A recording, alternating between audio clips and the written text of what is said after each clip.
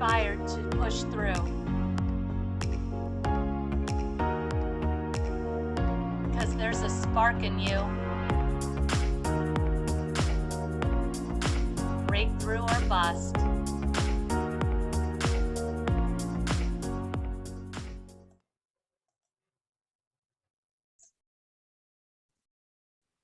Hello, welcome back to Breakthrough or Bust. I am so excited that you're here, and I am so excited that Erin Edgar is here. Hi, Erin. Hi, Kalua. It's great to be here. I am so happy to see you. Would you like to introduce yourself and tell everyone a little bit about you and what you do? Sure, I am Erin Edgar. I am an estate planning attorney. I work here in Raleigh near Kalua. We actually met in a networking group. And I assist people to essentially plan their lives. It's so glorious. I assist people to make those decisions for what will happen to them and to their loved ones and their assets if something does happen to them, and when they die, because it's not a question of if, it's a question of when, they can have their plans made so that their loved ones are protected and provided for and feel well loved, and that they Mm, have people supporting them. yeah. Yeah, and I know that's one of those things that, often we don't want to talk about is that Mhm. there is that one day, right? But I know just, from even being around you, I've learned how important that is. You can't just assume everything will be taken care of, that your loved ones will just, go access your bank account once you're gone because Mhm. they can't. They're not allowed to They're not unless allowed to. you've given them permission and unless, everything has to be written out. Like it's not Mhm. like, oh, they just, take over once you're gone, you know? So Right. yeah. And it allows you to kind of claim your power in a certain sense, Mm, to put out there into the world what you want your intentions to be and who you have around you supporting you. yes. And it's a very powerful process. Ooh, I love that, Erin. Yeah. Yeah, and just a lot of times, again, we, avoid, just like Mhm. we do with our bank account, right? Oh Sometimes we're yeah. like, I don't want to know. I'm not going to look. Oh yeah. Well, when we avoid, right, we feel like we're not making a decision, but actually by not making a decision, we are making a decision. So I it have could learned be, that. yeah, it can be the Yes. more empowered decision or not, Or and so not. yeah, I love that. Yes. So talk to us a little bit. I know you came to share your story, or one of them, as I say all the time. We all have lots of breakthrough stories, new level, new devil, right? And so Mhm. you have one very specific you want to share with us today, your challenge.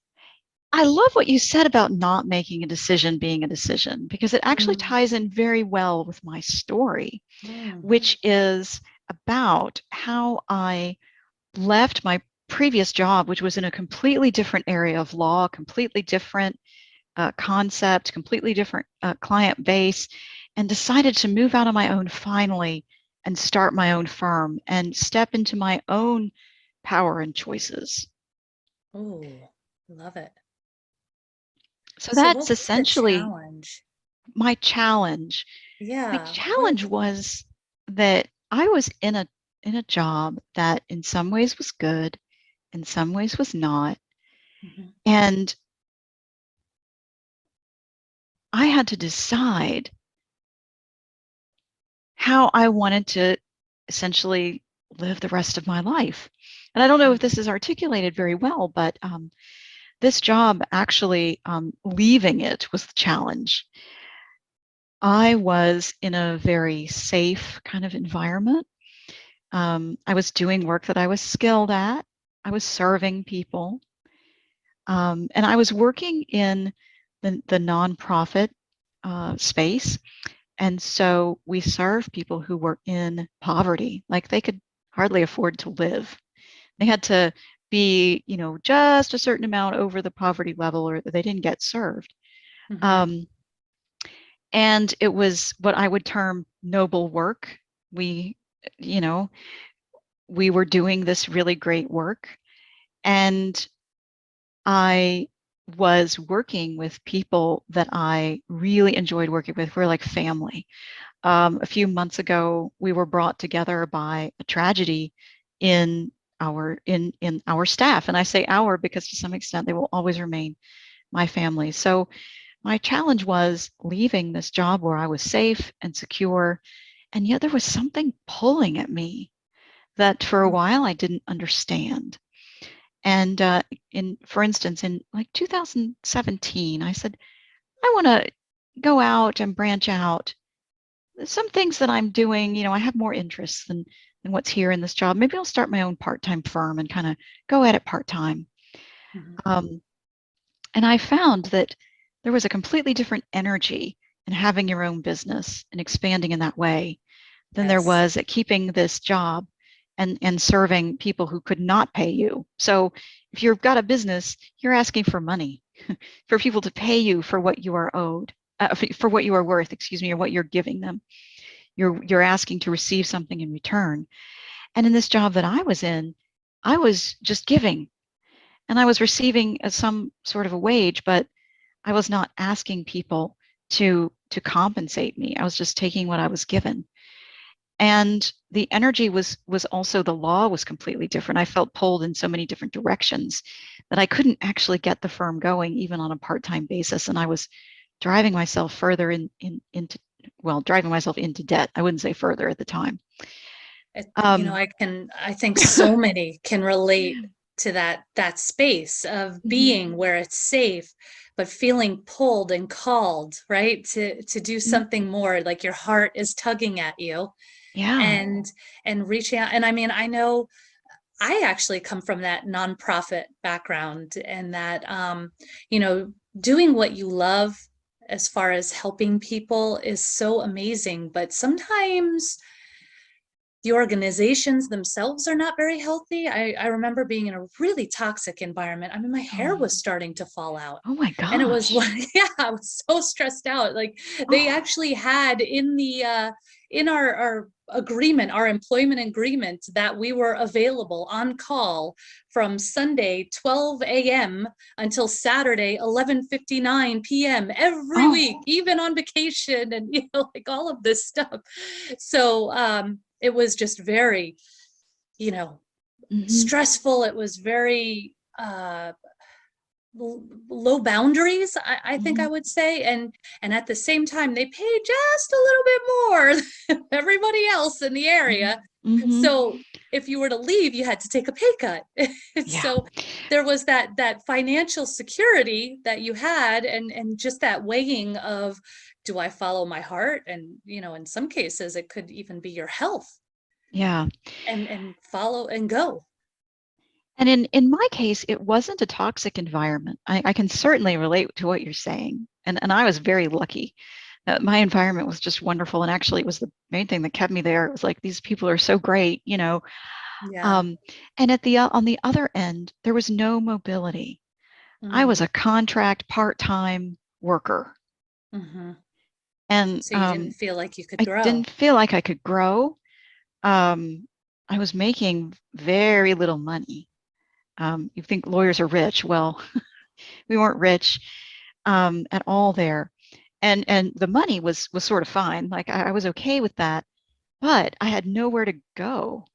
And if I wanted mobility, I would need to apply for jobs in like small rural North Carolina areas Hmm. where and there was no public transportation, and that was important to me.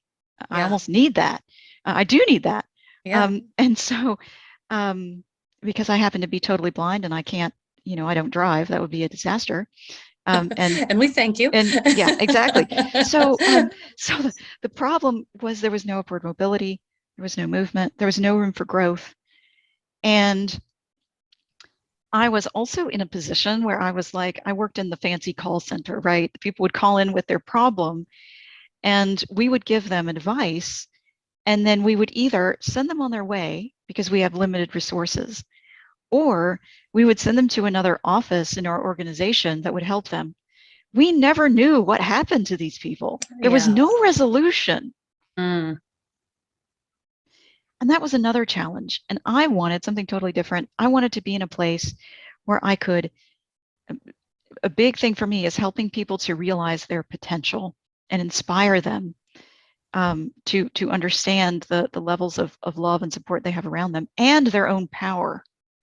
Mm. And so I couldn't really do that there. I could do that to a limited extent. Yes, you have options, but they may not have been the best options. And we knew in our hearts that if we advised people and sent them on their way, there were very few of them who were going to actually do what we said you should Hmm. do. Hmm. Because poverty equates with powerlessness in our society. And so that was the challenge I was facing. Do I stay here where there's no mobility, or do I take the leap, even though I don't have a clear vision or honestly a clear plan, or do I take the leap and move forward? And that's almost even tougher than when you're Yeah, in a toxic situation because it's like, well, it's not bad. It's, it's sort of it's nothing okay. wrong Like, with it. I'm like, what am right. I doing? What am I thinking? And yeah, Yeah. it's that leap of faith. Oh, Hmm. And so it was in, 2020. It was in March. Well, actually late February 2020. And I decided I couldn't stay.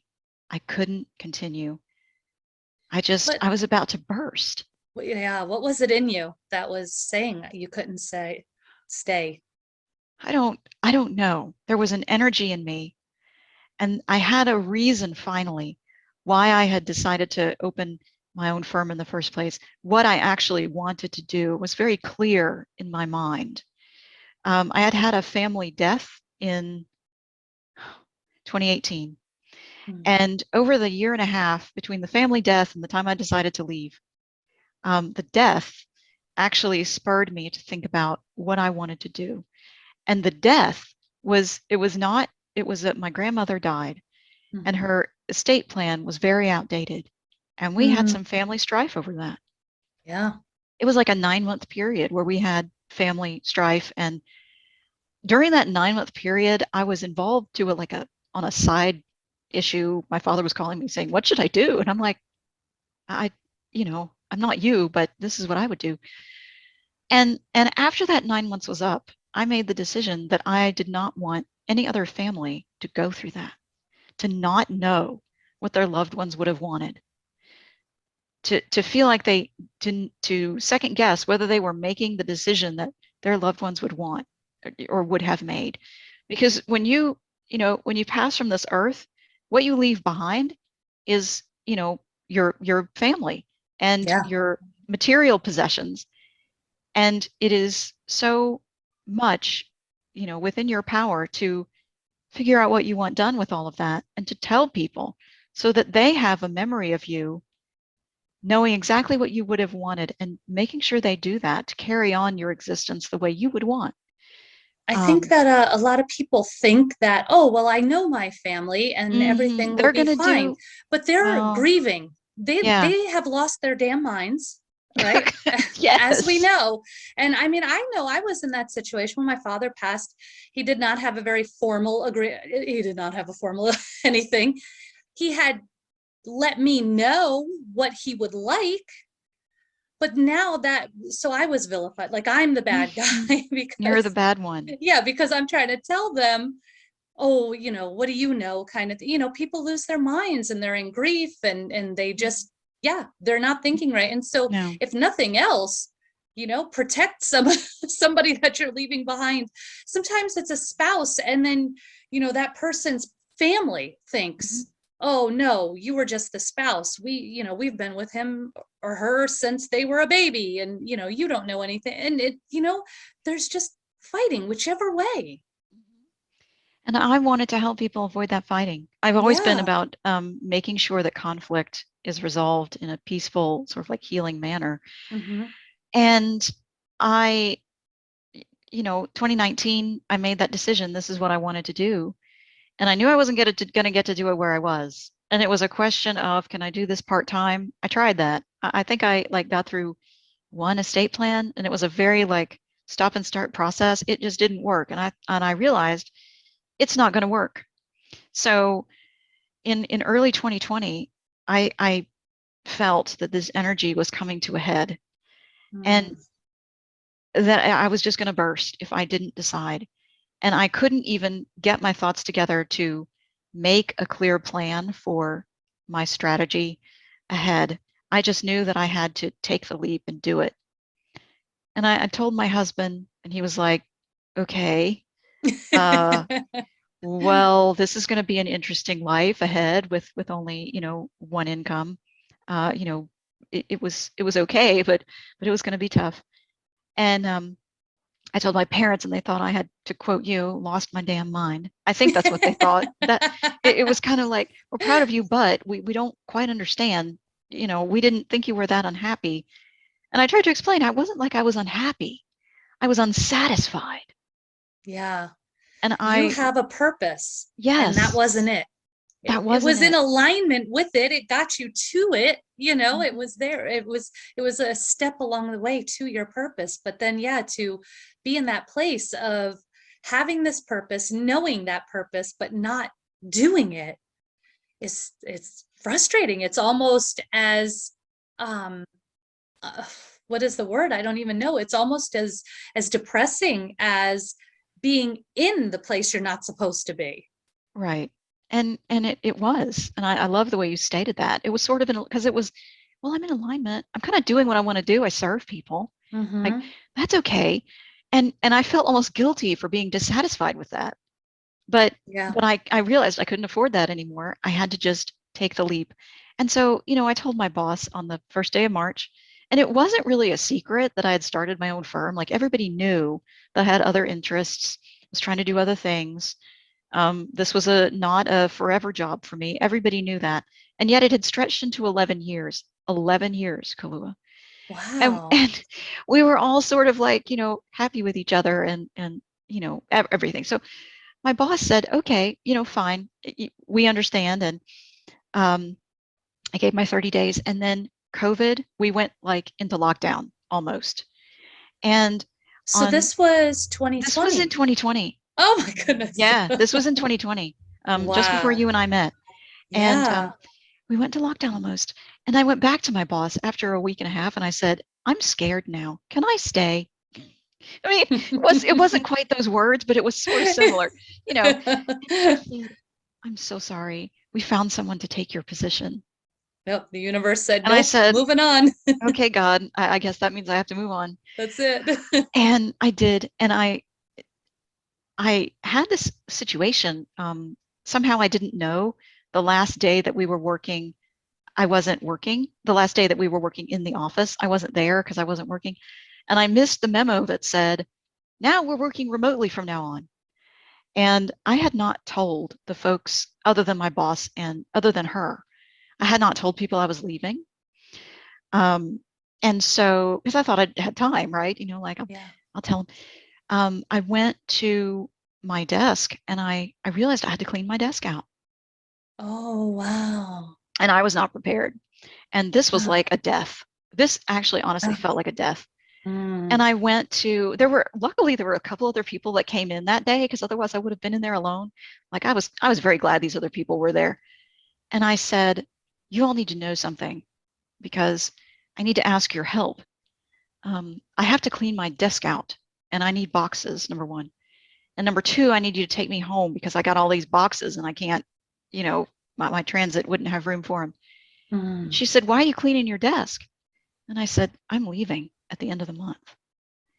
And she almost started to cry because, Oh, again, we're family. yeah. Like we've been Yeah. together, she and I, for 11 years. I won't say her name, but I mean, it was so sad. And I went home and that night, and for 4 days, I had a, a backache that basically had me in bed. Oh, wow. And it Yeah. was a symptom of that grief, Yes, absolutely. that grief of leaving, not knowing what's ahead, um, and having to leave that, and my unresolved feelings of vague guilt and like, what the heck am I doing? That were dogging me, for lack of a better word. Yeah. Yeah, that's well, that's that divine feminine, right? Mhm. Just taking that step, that leap into the unknown, and just basically having the faith that, right, as you step off of the cliff, that the energy is bringing another step underneath your Yes. foot for you to step up, and you just keep taking these steps off, and that energy keeps bringing another step underneath your foot there for you, and you Yes. stepping up and up and up. But oh, it's terrifying, and It it's a was. leap. And yeah, oh my goodness. And I think so many people can relate to this. And I mean, we just came out of was it October and November of last year, where people were just quitting their jobs en masse, and I think Yes, so we many did. people can relate to the fact that, you know, that sort of waking up to your calling and feeling like, what, there's more for me, Hmm. and And that's okay. that's That's okay. that's a good thing. That's okay to follow. And then, I finished my month. We worked remotely. We got it done. And the next, I mean, the challenges keep coming, right? Mhm. And so the next challenge was get get myself together and figure out where I'm going, how I'm going to do things now that I'm full time in my own business. How do I actually run it? And that has been the challenge that I've been facing the past 2 years, and still facing, but working through it and have come to the conclusion that this was the right decision, no matter how difficult it's been. Isn't that always the case though? It's like no matter uh, no matter how tough, no matter how challenging it is, on the other side, despite the challenges, it's so worth it. Hmm. I think, we tend to freeze. We tend to not act or not choose, in our powerful selves, right? We just avoid and don't make the Yes. choice, right? And, we're so terrified that it's going to be too much, but everybody has been through things, right? So Hmm. you can always handle it. It's just what's on the other side for you that makes it worth it. And that, like 11 years when I was in that job was me not choosing. Mm, Maybe not all the 11 years, but like especially the last 3 of those 11 years yeah, was me not choosing. yeah, yeah. And that's okay. Hmm. That's okay. And I think that's really important to mention too, because I think also a lot of people then start to beat themselves up for not making the choice. Well, you know what? If it's not clear yet, you're not ready. And that's okay too. Hmm. And I did that. I mean, I beat myself up because I have a lot of propensity to jump into things when I'm not ready. Mhm. It's just the way I'm made. Woo, let's go. Um, and and so I jumped in. I mean, like I formed my firm and got the structure and I was paying insurance and I was doing all the things, but I wasn't really ready to take the leap. And I'm not saying that there is anything wrong with someone doing, and I'm not saying that people can't have a regular, 9 to 5 job and do a side hustle because they can. Mhm. Some people, but not me. I'm not made for that. I'm made, to give myself to whatever I choose to do wholeheartedly. Yeah. Um, I was the kid who ate one thing at a time. Like, and I still do it. My mother still comments on it, like 46 years old, and I have to make a conscious effort not to do that. Um, so one thing at a time. Yeah. And maybe sometimes I can do 2 things at a time, but it is not, it has to be a conscious effort. And they have to be things that are not really related to each other at all. Mhm. Um, so it has been worth it. And I learned a lot of valuable lessons, both from not choosing Mhm. and from choosing too soon Mm. and from making the choice. Yeah. Yeah. Oh, I love that. I love that. Yes, so true. That's it. I think and that was kind of one of my things. I was in a relationship that I knew was not going where it should be going. And Hmm. it was not serving my highest good. And I knew that it was not in alignment for me to stay, but I just kept not choosing. Well, there's other people involved. Well, right. And so Hmm. you hem and haw and you just kind of, well, I don't know, right? And not make the Exactly. choice. And the patterns repeat Hmm. until finally you do make the choice. And by the time you finally make the choice, you've learned so much along the way of not making the choices that you get to this point of, okay, I see the patterns, I see how this is going, and I don't like it. I've now decided I know that this is not for me. And that's even tougher when it's something that's not negative, like we were saying before. Hmm. It's just oh man, it's really tough to leave a comfortable situation, isn't it? Yeah, it really is because it was comfortable and safe Yeah. and, protected. I had great people, and and I was doing things I was, like I said, I was skilled at. And Yeah. so I knew You were in your zone of I genius. was in some of the time my zone of genius. And so it was like, And it was still I'm something good. that spoke to you. It spoke Of to your heart, course right? it Yeah. So did. it's yeah. And and then I got out into the world, and now all of a sudden I'm working by myself. I had no networks because all the attorneys that I knew were like nonprofit attorneys. They did not do what I do now. Yeah. I had to build that. I had no idea how to do it. Um, and I learned by doing. And so someone can tell me how to do something like a bajillion times, and it doesn't sink in because I haven't done it. And Yeah. so I had read all the stuff like how to network and what are the benefits of joining networking groups and how to nurture your network and whatever. And I had never done it, so it had never sunk in. Yeah. And that was the next challenge: building and planning and strategizing how to build a profitable business. And I have to say, I'm still working on it. It's still not done. I don't Hmm. know if it'll ever be done because every level you move up, new things have to be done, and you realize Absolutely. old patterns that need to be cleared. Yeah. Yeah. What works at one level doesn't necessarily work at the next level. Yeah. Hmm. Yeah. And the But trick is not beating yourself up, like you said, not beating yourself up over it. I spent so much energy the first year and a half beating the crap out of myself. I have to tell you, between 2020 and 2021, I think basically in July of 2021 was when I made the decision I'm just going to stop doing this. yeah, I'm going to stop beating myself up. I can't do it anymore. It takes too much energy. And I can't say that I don't make mistakes because I make a ton of them. However, I try to learn from them instead of beating myself up. Well, this thing didn't work. that's And right. if it harms somebody, then I have to go and apologize. I'm really, I'm sorry. I thought this was the way to go about doing something. And when I say harm, I don't mean like it's a criminal offense or they're in the Yes, of hospital course. but if it did something, that was detrimental in even some small way, I have to go back and apologize. I've done that to my husband several times. Um, and just try something else and realize that this is to some extent it's all a game, right? It's an Yeah. experiment. Mm. Oh, I like that. It's all a game. Yeah. When we make it fun. Hmm. Yeah.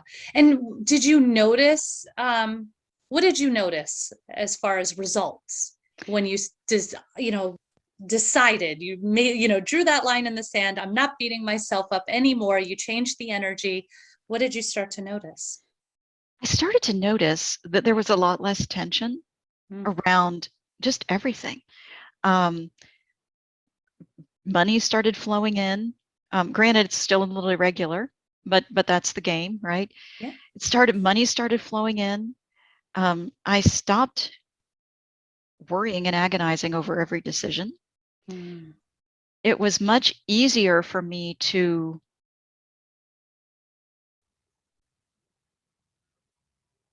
make decisions because I was making decisions based on, um, you know, based on, is this really the right decision, and second guessing myself rather than there's this element of trust, rather than Mm, trusting myself. yes. Yes, and feeling that I had built enough discernment to make decisions that were in alignment with what I was doing, and knowing that if I didn't know if it was right or not, I still, even though I worked for myself, have people I can call on to ask, do you think this is right for me? Because I'm really not sure. I need clarity. Yeah. Um, and I keep mentioning him a lot. I mean, my husband and I are in the house all the time because of COVID, right? He works from home. I don't think he's ever going to stop working from home because he likes it so much, and his employers are okay with that. And I'm in the next room, and so sometimes, you know, can I ask you about a decision I need to make, something that may be good for me to have for my business, or whatever. And he helps me find that clarity. And sometimes we don't agree, and I usually make the decision that I think is right. But sometimes he helps me. I mean, he finds that clarity, and he's like, "This isn't good because X, Y, and Z." And basically, the criteria is, how will it help me? And will it help me? And will I, essentially recuperate the investment? Will I get it back? And how long will it take? And how easy will it be? All those things. And those are the things that I look for. And sometimes it's just a leap of faith. It's going to be a leap of faith that I'll be, you know, in business. That's my leap of faith. I'll be in business by this time next year. I don't know that for a fact, but I'm taking all the actions to make it come true. What would you say to the person tightly gripping onto the edge, not sure about making that leap of faith and letting go? What would you say? Like, what would you say to them to encourage them to take that leap of faith or not take it? I would ask, well, first I would say congratulations for having that little bit of faith, because so many people think that their life is just the way it is and it will never change, or that they can't do anything to change it. For Oh, someone who can we just has, pause right yeah, there? let's just pause right I there. like that. I love that so much. Yeah, just the fact that you're in that space of even considering whether or not to take a leap of faith already shows that you've taken a leap of faith to even think that there's that possibility for you. Yeah. Oof, I just got chills, Erin. But it's so true, right? We I mean, I went, I'll use I'll use the job I had as an example. I went through several years of that thinking that this was it. I was lucky to have a job, and I was, but this was it. This was all there was going to be. And so many people live in that space of thinking that was all there was going to be. Now, thinking about taking a leap of faith is is a very important step. So congratulations to all of you who Mm. have done that. Now, if you're hanging out in that liminal space because you don't know what will happen, which is what most of us do, right? We hang out there for a while. We grip the edge of that cliff, like you said, falling off the cliff. It gives me chills just thinking about that. But we're gripping onto the edge because we don't know what will happen. Yeah. That takes so much energy. That Mm-hmm. energy that's required to hang out there is enormous. Mm. And eventually, if the desire to leap becomes stronger than the desire to stay, to clamber back up on the cliff and stay in that safe space. If the desire to leap becomes stronger than staying in the safe space, then that energy will build up to such a point that there's that feeling that you're going to burst if you don't make a decision. Ah, And I would ask, imagine what would make you feel freer. Would it make you feel freer and lighter in your being to stay? Or would it make you feel freer and lighter in your being to leap? Mm. Despite all of the not knowing. Yeah, that it just reminds me of, your job is not to worry about the how. Mm-hmm. Yours is to worry about the what. What is it you're going to do? And Mm-hmm. and once you make that leap, yeah, those little steps come, those, Mm-hmm. the universe makes those little steps under your feet, and it makes you the person who knows the answers. Mm-hmm. But you can't know the answers until you take that leap. And the thing that I would say, that next question, and to help you figure out what would make you feel freer and lighter, I would suggest thinking, why is it you want to take the leap in the first place? Mm. Why is that so important? So what?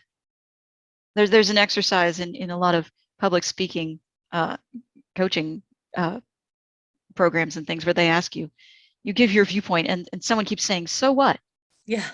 So what? So it's very, very irritating, Yeah. actually.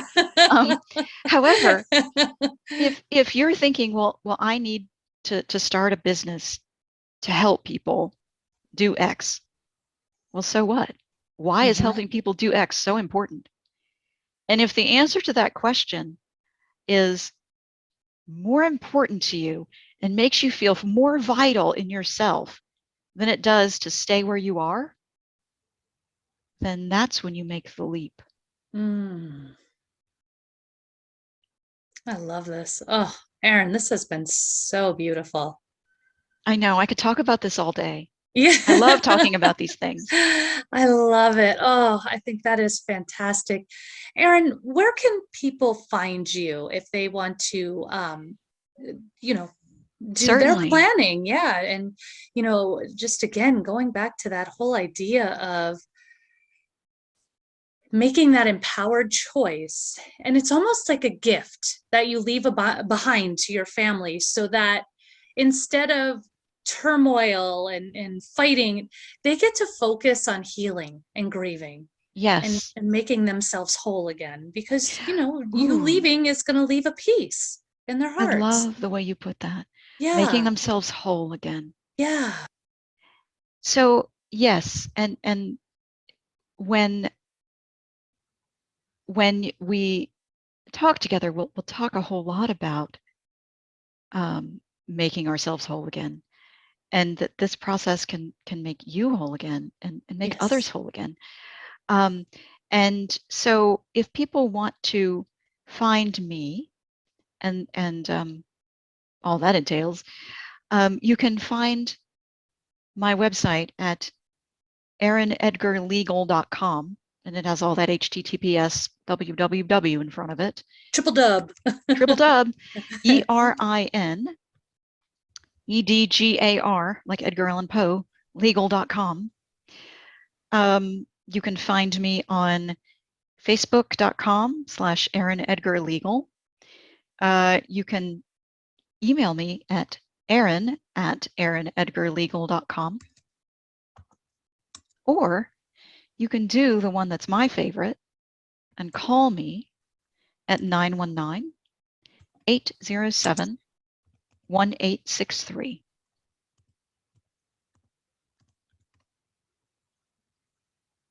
All right.